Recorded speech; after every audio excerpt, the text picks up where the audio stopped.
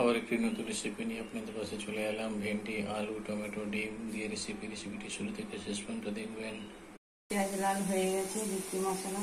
হলুদ গুঁড়ো 1 চামচ, লবণ 1 চামচ, লঙ্কা গুঁড়ো 1 চামচ, ধনে গুঁড়ো 1 চামচ, জিরা গুঁড়ো 1 চামচ।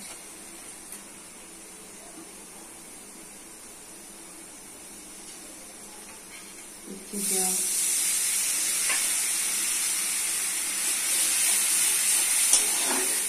মশলাটা ভালো করে কষে দিতে হবে। মশলা কষা হয়ে গেছে, টমেটো